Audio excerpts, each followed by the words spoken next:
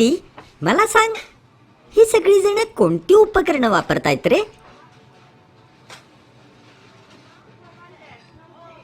हे सगळेच कम्प्युटर आहेत मिरी. खरंच? पण कसं काय? मला वाटलं फक्त सीड वापरतो ना त्यालाच कम्प्युटर म्हणतात.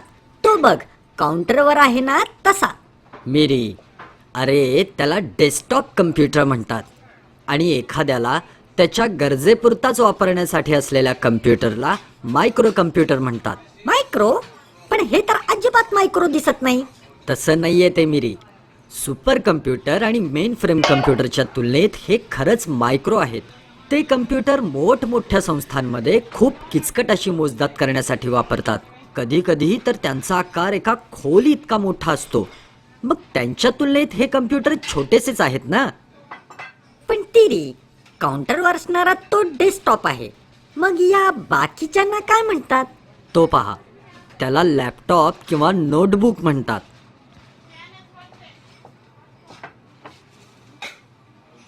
हो, तू ते पाहिलंस? त्यांना अख्खा कम्प्युटर उचलून नेला.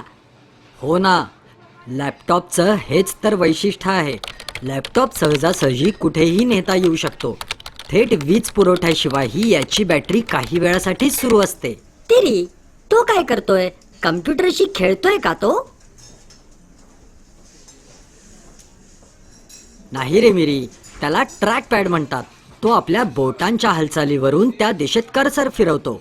मी सांगतो, त्याला लॅपटॉप म्हणतात, कारण त्याला सहज आपल्या मांडीवर ठेवता येतं आणि लेक्चर किंवा मीटिंग दरम्यान याच्यावर नोट्स घेता येतात. पण तरी आजही लोक डेस्कटॉपला सुद्धा पसंती का देतात? कारण डेस्कटॉप पेक्षाही लॅपटॉप महागडे आहेत.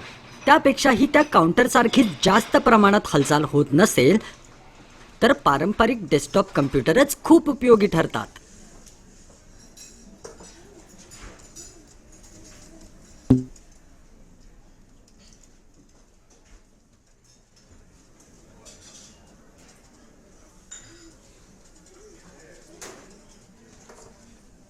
ओ, आता समजलं. बोझोकडे पहा, कम्प्युटरच्या जगातही तो आज पाटी वापरतोय.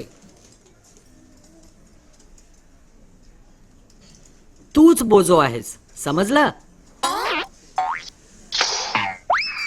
त्याला टॅबलेट कम्प्युटर म्हणतात. हे खूपच नवं तंत्रज्ञान आहे. हे पूर्णपणे तुमच्या स्पर्शावर चालतं. हे असं पहा, हे लॅपटॉपद्वारे होणारी सगळी कामं करतं आणि लहानही आहे. तसेच याची बॅटरी सुद्धा खूप वेळ चालते.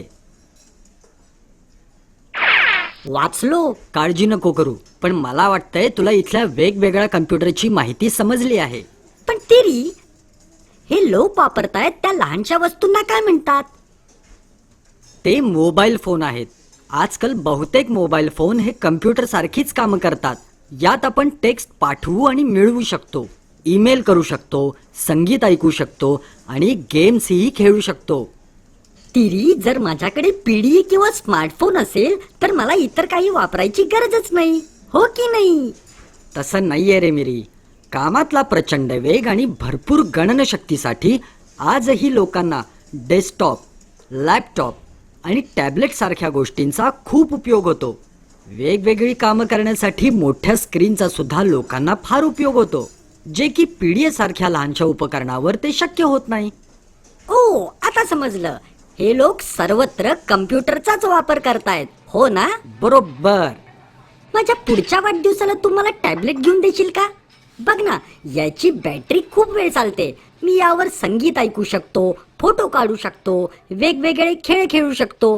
खूप मजा येईल. आणि तू यावर आवडती पुस्तकही वाचू शकतोस. मी शेअर करत जाईन ना ते तुझ्यासोबत.